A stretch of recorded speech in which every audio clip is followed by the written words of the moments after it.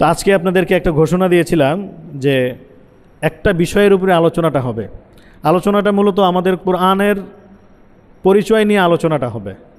কোরআনের ইনশাল্লাহ চেষ্টা করব, আল্লাহ যদি তৌফিক দান করে। আপনারা একটু দোয়া করবেন যে চাচ্ছি যে কোরআনের একদম শুরু থেকে সূরাতুল ফাতিহা থেকে, বিসমিল্লাহ থেকে, এই যে সূরাতুল ফাতিহা, সূরা বাকারা, সূরা আল ইমরান, সূরা মায়েদা, এই সূরাগুলোর মধ্যে যে আয়াতগুলো আল্লাহ তাআলা নাজিল করেছেন, এই আয়াতের মধ্যে আল্লাহ কী বলেছেন, এগুলো আমরা অনেক সময় তর্জমা পড়ি। তর্জমার মধ্যে মোটামুটি একটা অর্থ বুঝে আসে, কিন্তু এটাকে যদি আমরা তাফসির করি তাহলে এর পূর্ণাঙ্গ অর্থটা আমাদের বুঝে আসবে এবং এই কোরআনের উপর আমল করাটা আমাদের জন্য কি হবে, সহজ হয়ে যাবে। আরেকটা পাশাপাশি আরেকটা উপকার হবে যে আমরা যে মুসলিম, আমরা যে মনে করি যে আল্লাহ আমার সৃষ্টিকর্তা, আমি আল্লাহকে কখনো দেখি নাই, রাসূলকেও আমাদের দেখার সৌভাগ্য হয় নাই, সাহাবায়ে কেরাম দেখেছেন। তো আল্লাহ তাআলার প্রতি, আল্লাহর রাসূলের প্রতি আল্লাহ তাআলার যে আনিত যে কিতাব ছিল, এই বর্তমানে যে কোরআন, এটা একটা কিতাব, এছাড়াও আরও যত কিতাব ছিল, এই সমস্ত বিষয়ের উপরে আমাদের ঈমান আরও মজবুত হবে। অনেক সময় দেখা যায় কি আমাদের মনের মধ্যেই কিছু কিছু প্রশ্ন আসে, যেমন আমার মনের ভিতরেই ছোটোবেলায় প্রশ্ন আসতো যে আল্লাহ সব কিছু সৃষ্টি করছে, আল্লাহরে কে সৃষ্টি করছে? আসে না এরকম?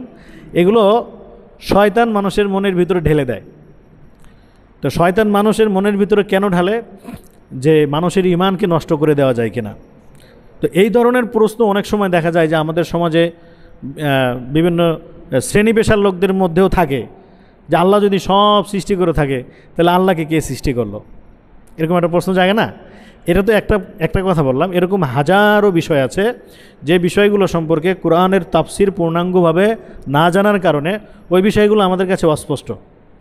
তো ওই বিষয়ে ধরেন শয়তানি আমাদের মনের ভিতরে একটা প্রশ্ন উত্থাপন করলো, তো আমি তখন কি করতে পারি না, আমার মনকে একটা উত্তর দিতে পারি না।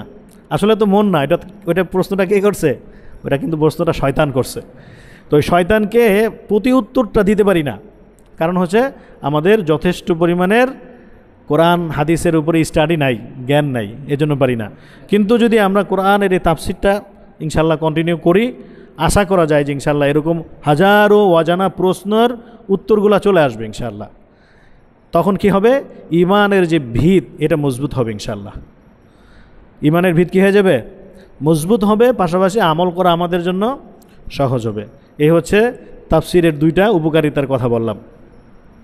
তো কিছুদিন আগে আমাদের এক ভাই, সে হিন্দু ধর্মাবলম্বী, তো তিনি একটা প্রশ্ন করেছিলেন।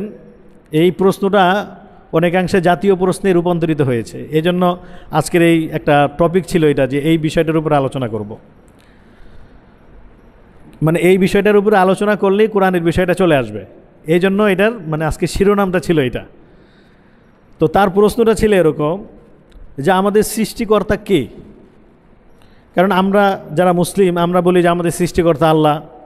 যারা হিন্দু ধর্মাবলম্বী তারা বলে ভগবান বা রাম, তাদের ধর্মের মত অনুযায়ী তারা বলে। খ্রিস্ট ধর্মের লোকেরা তাদেরটা তারা বলে, বৌদ্ধ ধর্মেরটা তারা বলে। তা আসলে আমাদের সৃষ্টিকর্তা কে? নিরপেক্ষভাবে সে জানতে চাইছে যে সে বলছে যে আমি একজন হিন্দু মানুষ, আমার ধর্ম হিন্দু, আমার বাপদাদা হিন্দু, আমি ধর্মের দিক থেকে হিন্দু। তাহলে আমরা বলি আমাদেরটা, মুসলমানরা বলে মুসলমানেরটা, ইহুদি খ্রিস্টানরা বলে তাদেরটা। তা আসলে কোনটা, এটা আমি জানতে চাই। এইটা একটা জাতীয় সেমিনারে এই প্রশ্নটা উত্থাপন তিনি করেছেন। তো যিনি উত্তর দিচ্ছিলেন অনেক বিজ্ঞ আলেম, খুব বিচক্ষণ মাপের আলেম। তো তিনি তার মতো করে উত্তরটা দিয়েছেন আলহামদুলিল্লাহ। তো এই বিষয়টা সম্পর্কে আমি একটু আলোচনা করতে চাচ্ছি এজন্যই যে দেখেন, আল্লাহ তাআলা, আমরা এটা মনে করি, বিশ্বাস করি যে আল্লাহ তাআলা আমাদেরকে সৃষ্টি করেছেন, তাই না? এখন যারা খোদায় বিশ্বাস করে না, যারা কোনো ইলাহ বিশ্বাস করে না, কোনো সৃষ্টিকর্তা বিশ্বাস করে না, তো তারাও মানুষ। আর আমরা যারা সৃষ্টিকর্তায় বিশ্বাস করি, আমরাও কিন্তু মানুষ। দেখেন, আল্লাহ তাআলা তার পরিচয়কে জানার জন্য, বুঝার জন্য মানুষের মধ্যে কিছু বিষয় দান করেছেন। কি কি দিয়েছেন? দেখেন, আল্লাহ তাআলা মানুষকে 5টা ইন্দ্রিয় যন্ত্র দিয়েছেন। এটাকে আমরা মানে একসাথে কি বলি? পঞ্চ ইন্দ্রিয়। এই পঞ্চ ইন্দ্রিয় কি, এটার কাজ কি? এটা সবার মধ্যেই আছে, একজন ধনী মানুষের মধ্যেও আছে, গরিব মানুষের মধ্যেও আছে, হিন্দু, মুসলিম, বৌদ্ধ, খ্রিস্টান, নাস্তিক যারা আছে প্রত্যেক মানুষের মধ্যেই কি আছে, এই পঞ্চ ইন্দ্রিয়টা আছে। পঞ্চ ইন্দ্রিয় কি? চোখ, তাই না, কান, তারপরে নাক, তারপরে কি জিহ্বা, এরপরে হচ্ছে ত্বক, মানে যে আমাদের যে চামড়া, ত্বক। তো এগুলোর একটা শক্তি আছে। চোখের কাজ কি? দেখা, তাই না? আমরা যে দেখতেছি কিসের সাহায্যে দেখি? চোখের সাহায্যে দেখি। এরপরে দেখেন কানের কাজ কি? শ্রবণ করা। কান একটা জিনিস শ্রবণ করে, আওয়াজ হচ্ছে, এটা আমরা কান দিয়ে শুনতে পাচ্ছি। এরপরে জিহ্বা বা মুখ, এটার কাজ কি? এটার কাজ হচ্ছে কোনো খাবারের স্বাদকে নির্ণয় করা, কোনটা টক, কোনটা মিষ্টি, কোনটা ঝাল, লবণ কম হয়েছে না বেশি হয়েছে, এগুলোর কাজ কি? এ জিহ্বা করে। হ্যাঁ, লবণ কম বেশি হইলেও জিহ্বা বলে দেয়, টক ঝাল মিষ্টি হইলেও জিহ্বা বলে দেয় যে এটা টক, এটা ঝাল ইত্যাদি। এটা কিন্তু কান বলতে পারবে না, এটা নাকও বলতে পারবে না, এটা চোখও বলতে পারবে না। হ্যাঁ, এমনিভাবে নাকের একটা কি আছে, কাজ আছে, ঘ্রাণ। নাক দিয়ে আমরা কি করি? একটা ঘ্রাণ শুকি। কখনো কেউ সেন্ট ব্যবহার করলে উফ, ঘ্রাণটা তো খুব সুন্দর, আবার কোনো একটা দুর্গন্ধ জায়গায় গেলে নাক বলে দেয় যে এখানে দুর্গন্ধ। তাহলে নাক বলে দিচ্ছে দুর্গন্ধ, নাক বলে দিচ্ছে এটা সুগন্ধ। তাহলে এগুলোকে কি বলা হয়? পঞ্চ ইন্দ্রিয়। আর একটা হচ্ছে কি? ত্বক, চামড়ার মধ্যে যেটা থাকে। হ্যাঁ, যেমন মশা কামড় দিলে এটা টের পাই আমরা, এটা কিন্তু কান বলে না, নাক বলে না, চোখও বলে না, ত্বক বলে দেয় যে মশা কামড় দিয়েছে আমাকে, এটা ব্যথা লাগে, এটা অনুভব হয়। তো দেখেন এই যে বিষয়গুলো, এগুলো কি একজন মুসলিমের মধ্যে আসে না? এই পঞ্চ ইন্দ্রিয়টা একজন অমুসলিমের মধ্যে আসে না? হিন্দু, বৌদ্ধ, খ্রিস্টান, এগুলোকে আমরা মনে করি যে আল্লাহ তাআলা দান করেছেন। এই পঞ্চ ইন্দ্রিয়টা শুধু মানুষের মধ্যে না, মানুষের বাহিরেও আছে, মানুষের বাহিরেও আছে। যেমন জীবজন্তুর মধ্যেও আল্লাহ তাআলা এই পঞ্চ ইন্দ্রিয় দিয়েছে। ধরেন একটা জীবজন্তুর কথাই বলি, যদি আমরা একটা সিংহর কথা যদি বলি, সিংহর চোখ আছে কিনা, কান আছে কিনা, নাক আছে কিনা, জিহ্বা আছে কিনা, চামড়া আছে কিনা, এগুলো আল্লাহ তাআলা মানুষ এবং মানুষের বাহিরে যারা আছে জীবজন্তু, জানোয়ার, তাদেরকেও আল্লাহ তাআলা দিয়েছেন। এই পঞ্চ ইন্দ্রিয় দ্বারা আল্লাহ তাআলা বুঝালেন যে আমি মানুষ এবং পশুর মধ্যে একটা গুণাগুণ দিয়েছি, এই গুণাগুণ দ্বারা তোমরা আমাকে চিনবা। এই গুণাগুণ দ্বারা চিনবা। কিভাবে চিনবে? এটা একটু ব্যাখ্যা বিশ্লেষণের বিষয়, এটা আপাতত এখানে একটু অফ রাখলাম, কারণ মূল আলোচনায় যেতে এখনও অনেক লম্বা সময় বাকি। দেখেন, যখন কোনো ব্যক্তি সে মানে যে কোনো ধর্মেরই হোক না কেন, যখন এই পঞ্চ ইন্দ্রিয় দ্বারা সে তার স্রষ্টাকে চিনতে পারে না, তো তখন আল্লাহ তাআলা মানুষ এবং পশুর মধ্যে একটা পার্থক্য তৈরি করে দিলেন। তার মধ্যে আর একটা শক্তি দান করলেন, তার নাম হচ্ছে আকল, দেমাগ। তার নাম কি? দেমাগ বা মানে ব্রেন, আমরা যেটাকে বলি ব্রেন। যেমন দেখেন, আমরা যারা মোটামুটি জানি যে এই যে বিদ্যুৎ, মানে যে ফ্যান চলতেছে, এই লাইট জ্বলতেছে, এই যে কথা বলতেছে, এই মাইক্রোফোনের সাহায্যে, মেশিন, এগুলো সব কিছু কিসের সাহায্যে চলে? বিদ্যুতের সাহায্যে। কিসের সাহায্যে চলতেছে? বিদ্যুতের সাহায্যে। এখন ধরেন এখান থেকে একটা তার যদি আমি এনে, ধরেন তারের মাথাটা বের করে আমি যদি বলি যে ভাই এটাকে একটু শক্ত করে ধরে রাখেন 1 মিনিট, আমরা যারা মোটামুটি বুঝবান তারা কি করবো? আমরা ধরবো এটা, কারণ আমরা জানি যে এটার মধ্যে কি আছে, কারেন্ট আছে, এটা ধরলে এ আমার ক্ষতি করবে।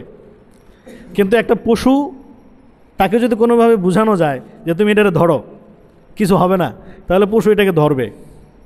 কারণ পশুর মধ্যে আল্লাহ তাআলা এই আকল জিনিসটা কি করেন নাই? দেন নাই। পশুর মধ্যে আল্লাহ তাআলা এই আকল জিনিসটা দেন নাই। তাহলে পশুদের মধ্যে আল্লাহ তাআলা অন্যভাবে সৃষ্টিকর্তাকে বোঝার একটা মাধ্যম তৈরি করে দিছে। কিন্তু মানুষ আর পশু এক না। আল্লাহ তাআলা মানুষকে সম্মানিত করেছেন, এই জন্য মানুষের মধ্যে পশুর মধ্যে কিছু তারতম্য, কিছু ফারাক তৈরি করে দিয়েছেন। মানুষের মধ্যে আল্লাহ তাআলা যেই দেমাগ বা যে আকল বা যে ব্রেন যেটা দান করেছেন, এটা হচ্ছে কি দ্বিতীয় স্টেপের তার স্রষ্টাকে চেনার এটা উপায়। মানুষ যদি চিন্তা করে যে আমি পৃথিবীতে এমনিতেই আসি নাই, আমার পিছনে একটা পরিশ্রম ছিল, কোনো কারিগরের একটা নিখুঁত নকশা ছিল, কোনো কারিগরের একটা মানে একটা উদ্দেশ্য ছিল। মানুষ যদি এটা দেমাগ দিয়ে, তার ব্রেন দিয়ে চিন্তা করে, তাহলে সে তার রবের বা তার স্রষ্টার পরিচয় খুঁজে পাবে। প্রথম পরিচয় খুঁজে পাবে কিসের মাধ্যমে? পঞ্চ ইন্দ্রিয়ের মাধ্যমে। যদি এটা এই পঞ্চ ইন্দ্রিয় যদি ফেল করে, পঞ্চ ইন্দ্রিয় যদি স্রষ্টাকে চিনতে ব্যর্থ হয়ে যায়, তাহলে কি করবে? ব্রেনের দ্বারা। কিসের দ্বারা? ব্রেনের দ্বারা সে তার স্রষ্টাকে চেনার চেষ্টা করবে। এখন এই দুইটাকে, এই পঞ্চ ইন্দ্রিয় এবং ব্রেন, এই দুইটা জিনিসকে আল্লাহ তাআলা বলেছেন এগুলো হচ্ছে মাহদুদ। মাহদুদ মানে হচ্ছে যার একটা সীমা আছে। যার কি আছে? যার একটা সীমা আছে। মানুষ একটা নির্দিষ্ট সময় পর্যন্ত চিন্তা করতে পারবে, একটা নির্দিষ্ট বিষয় পর্যন্ত চিন্তা করতে পারবে। চোখ এটা একটা নির্দিষ্ট দূর পর্যন্ত দেখতে পারে, এরপরে আর কি করতে পারে না? দেখতে পারে না। মানুষের কানের কাজ কি? একটা নির্দিষ্ট জায়গা পর্যন্ত সে সাউন্ড শুনতে পায়। ধরেন ওই সাইনবোর্ড যদি একটা বাস হর্ন দেয়, তাহলে ওইখান থেকে আমরা এখানে শুনতে পাই? আমরা পাই না, কারণ কানের একটা সীমা আছে। কিন্তু যদি এই মসজিদের এই পাশ দিয়ে যদি একটা গাড়ি যায় আর হর্ন দেয়, আমরা শুনতে পাই। তার মানে এই যে শ্রবণ শক্তির একটা সীমাবদ্ধতা আছে, এগুলোকে বলা হয় মাহদুদ। দৃষ্টিশক্তির একটা সীমাবদ্ধতা আছে, ঘ্রাণ শক্তির একটা সীমাবদ্ধতা আছে, তারপরে হচ্ছে আপনার এই যে মুখ, জিহ্বা, এগুলোর একটা সীমাবদ্ধতা আছে, ত্বক শক্তিরও একটা সীমাবদ্ধতা আছে। ঠিক তেমনিভাবে ব্রেন, যে আল্লাহ তাআলা আমাদেরকে যে ব্রেন দিয়েছেন, এই ব্রেন আমরা যে ব্যবহার করব, এই ব্যবহারের মধ্যে একটা কি আছে? একটা সীমাবদ্ধতা আছে। তো যখন মানুষ এই সীমাবদ্ধ জিনিস দ্বারা, মানে সসীম বস্তু দ্বারা অসীম জিনিসকে চিন্তা করতে যায়, অসীমকে আল্লাহ, অসীমকে আল্লাহ, যার কোনো কি নাই, সীমা নাই। তো এই যে আমাদের মধ্যে আল্লাহ যা দিলেন, এগুলো কি একটা সীমা আছে, এগুলোকে বলা হয় সসীম। সসীম মানে যার একটা সীমা আছে। আর অসীম হলেন কে? আল্লাহ তাআলা। অসীম কে? আল্লাহ তাআলা। তো যখন আমরা পঞ্চ ইন্দ্রিয় দ্বারা, মানে এই সসীম কোনো বিষয় দ্বারা অসীমকে চিন্তা করব, পারবো না, চিনার উপায় নাই। দিলেন ব্রেন, এই ব্রেনের মধ্যেও আল্লাহ তাআলা মাহদুদ দান করেছেন, মানে একটা সীমাবদ্ধতা দান করেছেন। এই সীমাবদ্ধ জিনিস দিয়া আল্লাহ তাআলাকে যখন আমরা চিন্তা করতে যাব, তখন আল্লাহ তাআলাকে পুরোপুরিভাবে সবার পক্ষে কি হবে না? আল্লাহকে খুঁজে পাওয়া মানে সম্ভব হবে না। এই জন্য আল্লাহ তাআলা তৃতীয় আর একটা জিনিস দান করলেন, তার নাম হচ্ছে আল কুরআন। তার নাম কি? আল কুরআন। এই আল কুরআন হচ্ছে এমন একটা মাধ্যম, এই মাধ্যম দ্বারা আল্লাহ তাআলা যে অসীম, এই অসীম স্রষ্টার পরিচয় খুঁজে পাওয়া এই একটা মাধ্যম দ্বারাই সম্ভব হবে। বুঝতেছেন তো বিষয়টা? এখন ওই যে ওই প্রশ্নে যাই, যে ধরেন আমি হিন্দু, ধরেন আমি বৌদ্ধ, ধরেন আমি খ্রিস্টান, ধরেন আমি মুসলিম, অথবা ধরেন আমি কোনো ধর্মেই বিশ্বাস করি না, তাহলে আমার পক্ষে স্রষ্টাকে খুঁজে পাওয়ার মাধ্যম কি বা উপায় কি? মাধ্যম বা উপায় তো খুঁজে বের করতে হবে, উপায়টা কি? তো আল্লাহ তাআলা উপায় দান করলেন, যে এই নাও তোমাদের উপায় দিলাম, এবার খুঁজতে থাকো, স্রষ্টাকে চেনার চেষ্টা করতে থাকো। এখন এই হচ্ছে আল কুরআন। এই আল কুরআনের মানে ভিতরে প্রবেশ করার আগে আমাদের কিছু বিষয় একটু জানা থাকা দরকার, যেগুলো ইলমুত তাফসিরের মধ্যে বা তাফসির শাস্ত্রের মধ্যে প্রবেশ করার আগে একজন ব্যক্তির জন্য জানা জরুরি। কিন্তু আজকের এই আলোচনাটা আপনাদের কাছে মজা লাগবে না আমি জানি, কারণ এগুলো একটু শাস্ত্রীয় আলোচনা, তো মজা লাগবে না, মানে একটু কেমন জানি মনে হবে। কিন্তু একটু শুনে রাখেন, শুনলে লাভ হবে ইনশাল্লাহ। কিছু আলোচনা আছে শুনলে মজা লাগে, কিছু আলোচনা আছে শুনলে খুব একটা মজা লাগে না, কিন্তু ওই আলোচনাটা জানা বা শোনা জরুরি হয়।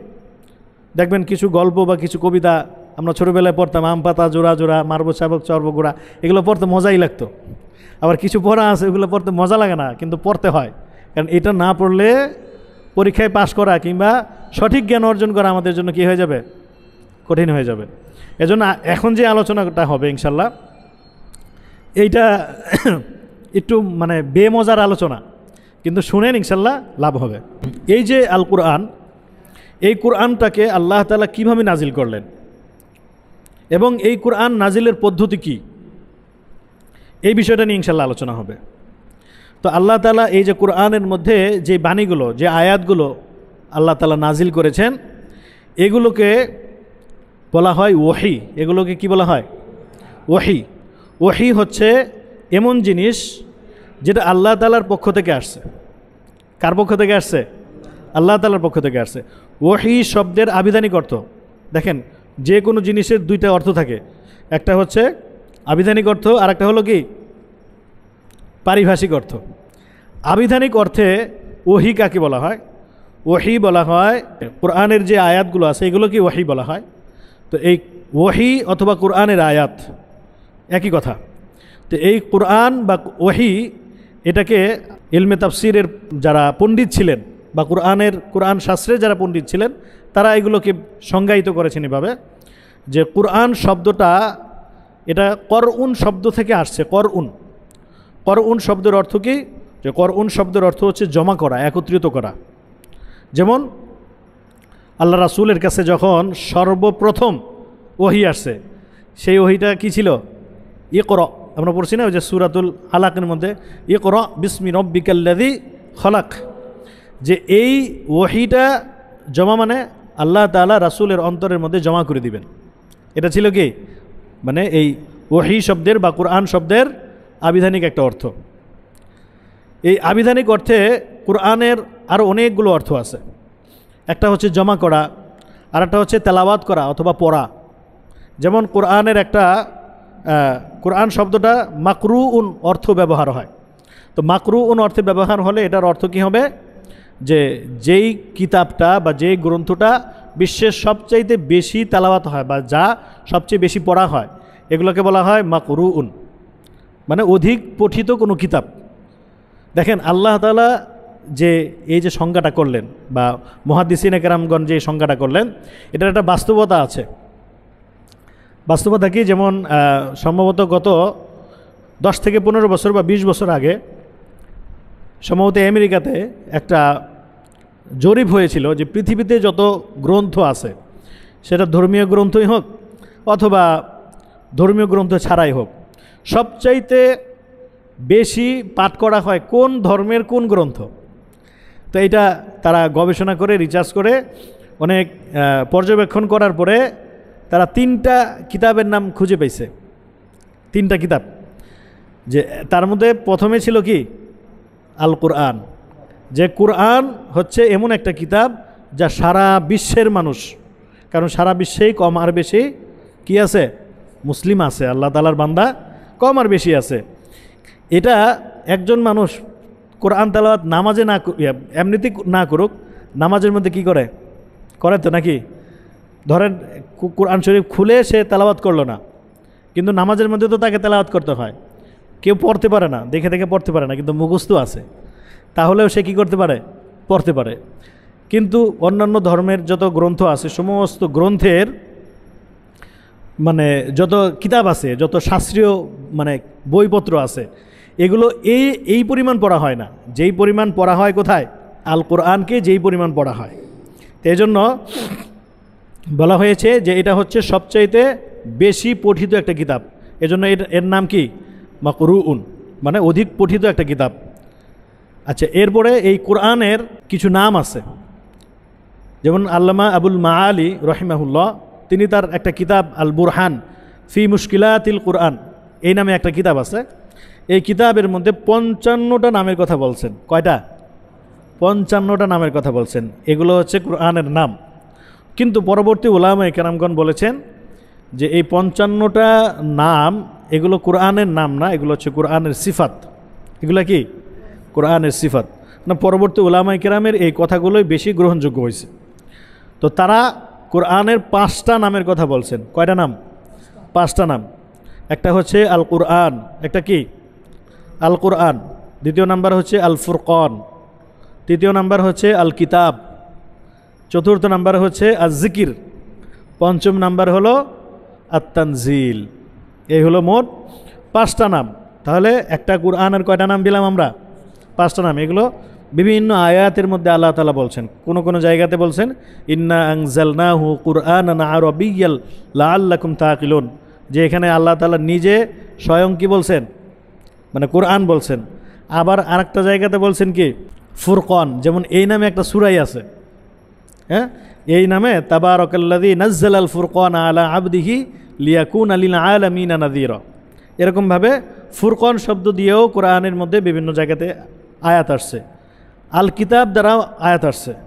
এরপরে আত তানজিল হ্যাঁ, এইভাবে আরও একটা নাম ছিল কি আজ-জিকির। তো এইভাবে এই 5টা নাম পাওয়া যায়, যেই 5টা নাম কিসের নাম? কোরআনের নাম।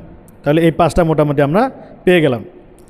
এরপরে এই যে আল্লাহ তাআলার পক্ষ থেকে যে ওহী আসছে, যে কোরআনের যে বার্তাগুলো আসছে, মুফাসসিরিন কেরামগণ এই ওহী বা এই বার্তাগুলোকে 3 ভাগে বিভক্ত করেছেন। কয় ভাগে বিভক্ত করেছেন? 3 ভাগে বিভক্ত করেছেন। 1 নম্বরে ওহীয়ে কালামি বলা হয়, ওহীয়ে কালামি। দ্বিতীয় নম্বরে হচ্ছে ওহীয়ে মালাকি। তৃতীয় নম্বর হচ্ছে ওহীয়ে কলবি। ওহীয়ে মালাকি কী জিনিস, তারপরে হচ্ছে ওহীয়ে কলবি কী জিনিস, আরেকটা হচ্ছে ওহীয়ে ইলাহি কী জিনিস। এটা আমরা একটু ভালো করে জানবো। প্রথম যদি আমরা দেখি, এটাকে বলা হয়েছে যে ওহীয়ে ইলাহি। ওহীয়ে ইলাহি হচ্ছে এমন ওহী যে ওহীর মাধ্যমে কোনো রাসূল আল্লাহ তাআলার সাথে সরাসরি কথা বলছেন। সুবহানাল্লাহ। কিছু মানে বাকিগুলো শুনলে বুঝবেন যে কিছু নবী রাসূল আল্লাহ তাআলার সাথে কি করছেন? সরাসরি কথা বলেছেন। সেটা পর্দার আড়ালেই হোক অথবা সেটা পর্দার মানে সরাসরি সম্মুখে হোক, সেটা যেভাবেই হোক, তো আল্লাহ তাআলার সাথে কোনো মাধ্যম ছাড়া কথা বলেছেন। যেমন হযরতে মূসা আলাইহিস সালাতু ওয়াস সালাম, তার একটা উপাধি আছে, তার নাম কি? মূসা কালিমুল্লাহ। কালিমুল্লাহ কেন বলা হয়? যে তিনি আল্লাহ তাআলার সাথে কথা বলতেন। তিনি কি করতেন? আল্লাহ তাআলার সাথে কথা বলতেন। তুর পাহাড়ে থেকে আল্লাহ তাআলার সাথে সরাসরি কথা বলেছেন। এই সরাসরি কথা বলার মধ্যে কোনো ফেরেশতার মানে আসা যাওয়া ছিল না। আল্লাহ নিজ মুখে বলেছেন এবং মূসা আলাইহিস সালাম নিজ কানে শুনেছেন। আবার মূসা আলাইহিস সালাম নিজ মুখে বলেছেন, আল্লাহ তাআলা নিজ কানে শুনেছেন। এখন প্রশ্ন হতে পারে যে আল্লাহর মুখ আছে নাকি আমাদের মতো? আল্লাহর কান কি আমাদের মতো নাকি? আল্লাহ তাআলা কেমন, আল্লাহ তাআলার কি আছে, এটা আল্লাহ ভালো জানেন। এটা ব্যাখ্যা বিশ্লেষণ করার মতো কোনো ব্যক্তির কি নাই, কোনো অবস্থা নাই, আমরা ব্যাখ্যা করতে পারবো না। তবে আল্লাহ এই মানে কোরআনের বিভিন্ন জায়গাতে আছে এরকম যে আল্লাহু সামিউন আলিম, আল্লাহ তাআলা সর্বশ্রোতা। তার মানে বোঝা যায় যে আল্লাহ শুনেন। কারণ কান দিয়ে শুনেন না কি দিয়ে শুনেন, বা তার কান কি আমাদের কানের মতো কিনা, এগুলোর কোনো কি নাই, ব্যাখ্যা নাই। এগুলো আল্লাহ তাআলা ভালো জানেন। বাকি আল্লাহ তাআলা কোনো জায়গাতে বলছেন যে আল্লাহু বাসীরুন, আল্লাহ তাআলা দেখেন। তা আল্লাহ তাআলা কীভাবে দেখেন? আমাদের মতো চোখ দিয়ে দেখেন কি না, এটা আল্লাহ ভালো জানেন। বাকি আল্লাহ তাআলা সকল বান্দার, শুধু বান্দা না, এই পৃথিবী সহ মহাবিশ্বে যা কিছু আছে এই সমস্ত কিছু হলো এক আসমানের নিচে। এমনিভাবে 7 আসমান আছে। এই 7 আসমানের ভিতরে বাহিরে কোথায় কি আছে না আছে সব কিছু সম্পর্কে আল্লাহ তাআলা খুব ভালো করে জানেন। তো যাই হোক, ওহীর একটা মাধ্যম, সেটা হচ্ছে কি ওহীয়ে ইলাহি বলা হয়, যেটা সরাসরি আল্লাহ তাআলা কি করেছেন? তার বান্দার সাথে, তার রাসূলের সাথে কথা বলেছেন। এটা ছিল ওহীর একটা প্রকার। তাহলে বলছে যে এই যে ওহীয়ে ইলাহি, অথবা এটাকে ওহীয়ে কালামিও বলা হয়। কালামি মানে এমন ওহী যেটা আল্লাহ তাআলার সাথে কথা বলায়। বলছে যে এটা হচ্ছে সর্বোৎকৃষ্ট মানের বা সর্বোচ্চ সম্মানের ওহী এটা। তাহলে এখন প্রশ্ন জাগে, তাহলে এই সম্মানটা কে পেয়েছে? মূসা আলাইহিস সালাতু ওয়াস সালাম। তাহলে আমাদের নবী আবার শ্রেষ্ঠ হলো কীভাবে? হ্যাঁ, আমাদের নবীও কার সাথে কথা বলেছেন? আল্লাহ তাআলার সাথে কথা বলেছেন। তুর পাহাড়ে না, একেবারে আল্লাহ তাআলার সামনে। একেবারে কি আল্লাহ তাআলার সামনে? আল্লাহ তাআলার সামনে কেমনভাবে কথা বলেছেন? যেখানে কোনো ব্যক্তি ছিল না, কোনো মাধ্যম ছিল না, কোনো ফেরেশতা ছিল না। তবে এটা নিয়ে একটু দ্বিমত আছে যে আল্লাহ তাআলারকে রাসূল সাল্লাল্লাহু আলাইহি ওয়াসাল্লাম যে দেখেছেন, হ্যাঁ, এটা কি আল্লাহ তাআলার মানে সরাসরি দেখেছেন, মাঝখানে কোনো সেপারেশন ছিল না এরকম, নাকি আল্লাহ তাআলার আরশে আজিমের সেখানে গিয়েছেন, একটা নির্দিষ্ট দূরত্বে মাঝখানে কোনো পর্দা ছিল, তারপরে আল্লাহ তাআলা রাসূলের সাথে কথা বলেছেন? এখানে একটা প্রশ্ন জাগে। বুঝতেছেন তো বিষয়টা? কারণ হচ্ছে আল্লাহ তাআলা বলছেন যে দুনিয়ার বুকে কোনো মানুষ আল্লাহকে চর্মচক্ষু দ্বারা দেখতে পারবে না। তাহলে আল্লাহ রাসূলকে একেবারে চর্মচক্ষু দ্বারা আল্লাহকে দেখেছেন, তারপরে কথা বলেছেন, নাকি মাঝখানে কিছু ছিল, সেপারেট কিছু ছিল? তো এটা নিয়ে দুইটা মত। একটা হচ্ছে আব্দুল্লাহ ইবনে আব্বাস রাদিয়াল্লাহু তাআলা আনহু, যিনি হাদিস শাস্ত্রের এবং ফিকাহ শাস্ত্রের একজন বড় ইমাম ছিলেন। তো তিনি বলেছেন যে মাঝখানে কোনো কিছুই ছিল না, একেবারে যেমন আমি আপনাদেরকে দেখতেছি, আপনারা আমাকে দেখতেছেন, এইরকম মানে রাসূল নিজ চোখে আল্লাহকে দেখেছেন, আর আল্লাহ তাআলা একেবারে রাসূলকে সামনে বসায় কথা বলছেন। এটা ছিল তার মত। আর রাসূলের একজন বিবি ছিলেন, স্ত্রী ছিলেন হযরত আয়েশা রাদিয়াল্লাহু তাআলা আনহা। তা তার মতটা ছিল এরকম যে না, মাঝখানে একটা ফাসিলা ছিল। ফাসিলা মানে একটা পর্দার মতো ছিল, পর্দার এই পারে আল্লাহ রাসূল ছিল আর আল্লাহ তাআলা এই পারে ছিলেন। মাঝখানে কথা হয়েছে খুব কাছাকাছি, কথা হয়েছে খুব কাছাকাছি, তো মাঝখানে কী ছিল? এটা এই দুই ধরনের মত পাওয়া যায়। তো যাই হোক, মত আমরা যেটাই ধরে নিই, আল্লাহ তাআলার খুব কাছে থেকে আল্লাহ রাসূল কী করেছেন? কথা বলছেন। এই যে কথা বলাটা, এই কথা বলাটা কী ছিল? ওহিয়ে ইলাহি অথবা ওহিয়ে কালামি। তো দ্বিতীয় নাম্বার হলো ওহিয়ে মালাকি, মানে যেই ওহিটা কোনো ফেরেশতা নিয়ে আসছেন, যেই ওহিটা কী করছেন? কোনো ফেরেশতা নিয়ে আসছেন। কোন ফেরেশতা নিয়ে আসছেন? যে সকল যুগের নবী রাসূলদের কাছে যত কথা আল্লাহ তাআলার পক্ষ থেকে আসছে, এটা বিশুদ্ধ মতামত যে জিবরাইল আমিন আলাইহিস সালাতু ওয়াস সালাম নিয়ে আসছেন। তাহলে এটা কী ছিল? ফেরেশতাদের মাধ্যমে আসা। অন্য অন্য কোনো ফেরেশতাদের মাধ্যমে আসতেও পারে। তো জিবরাইল আলাইহিস সালাতু ওয়াস সালাম কী করেছেন?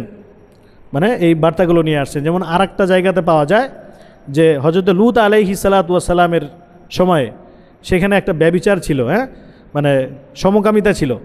এই ঘটনাটা আপনারা অনেকেই জানেন। সেখানে কি করেছেন? কয়েকজন ফেরেশতা আসছিলেন, দুইজন ফেরেশতার কথা আসছে, দুইজন ফেরেশতা আসছিলেন হযরত লূত আলাইহিস সালাতু ওয়াস সালামের সাথে কী করেছেন? কথা বলেছেন। তার মানে বোঝা যায় যে জিবরাইল ছাড়াও হয়তোবা আরও অন্যান্য ফেরেশতা নবী রাসূলদের কাছে এসছেন। তো যাই হোক, এটা আল্লাহ তাআলা ভালো জানেন। তো এটা ছিল কি?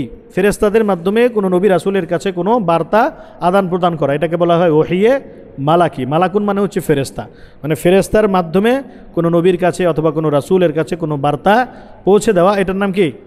ওহিয়ে মালাকি। আর একটা হচ্ছে ওহিয়ে কলবি, এটার নাম কি? ওহিয়ে কলবি। কোনো নবী অথবা কোনো রাসূলের অন্তরের মধ্যে আল্লাহ তাআলা কোনো সংবাদকে মানে তার অন্তরে ঢেলে দেন। আমাদের অন্তরে যেটা আসে, দেখবেন আমাদের সমাজে অনেক সময় মানে এটা মায়েদের অন্তরে বেশি অনুভব হয়। সন্তান যদি কোনো বিপদে পড়ে যায়, কোনো অসুবিধার মধ্যে থাকে, মার অন্তরের ভিতরে কেমন জানি লাগে। যেমন এই মনে হয় প্রায় 1.5-2 বছর আগে আমি এই আপনারা দেখেছেন হয়তো যে আমার একটা অ্যাক্সিডেন্ট হয়েছিল। অ্যাক্সিডেন্ট হওয়ার কারণে বাম হাতের এই কোনোয়ের এখানে একটা ব্যথা, মানে একটু ফ্র্যাকচার হয়ে গেছিলো হাড়ে।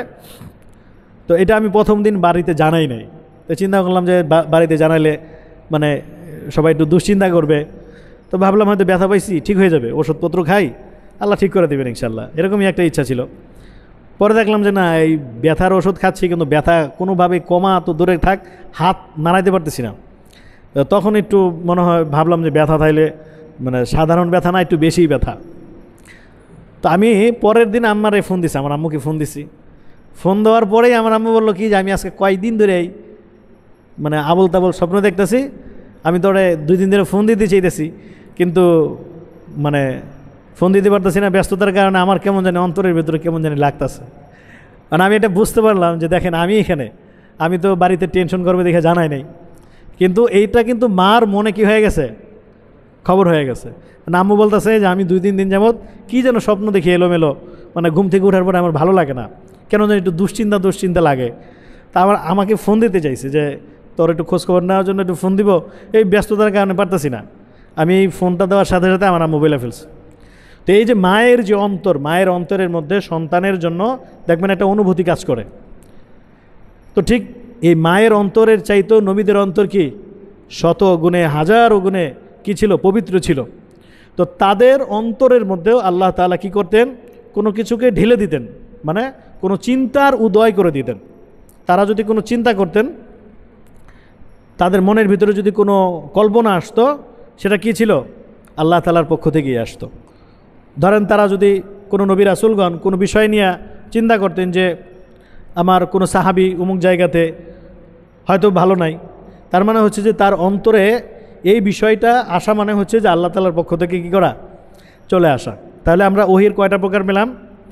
3টা প্রকার। একটা হচ্ছে ওহিয়ে কালামি অথবা ওহিয়ে ইলাহি, এটা 2টা নাম আছে, যেটা হচ্ছে সরাসরি আল্লাহ তাআলার সাথে কি করা? কথা বলা। আর একটা হচ্ছে ফেরেশতাদের মাধ্যমে আল্লাহ তাআলা তার নবী রাসূলদের কাছে কি করেছেন? কোনো বার্তা পৌঁছে দিয়েছেন, এটাকে বলা হয় ওহিয়ে মালাকি। আর একটা হচ্ছে ওহিয়ে কলবি, নবী রাসূলদের অন্তরের মধ্যে আল্লাহ তাআলা কোনো বিষয়ের কোনো চিন্তার উদয় করে দিতেন, যেটা উদয় করে দিতেন সেটা কি ছিল, সত্য ছিল, এবং এটা আল্লাহ তাআলার পক্ষ থেকেই কী করতেন, আসতেন। এগুলোর আরও অনেক লম্বা চড়া ব্যাখ্যা বিশ্লেষণ আছে।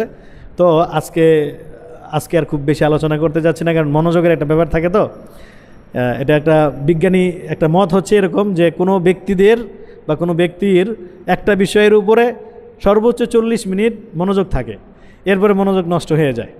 এই জন্য মানে ইচ্ছা ছিল যে আধা ঘন্টা থেকে 40 মিনিট, এর বেশি আলোচনা দীর্ঘায়িত করবো না ইনশাল্লাহ।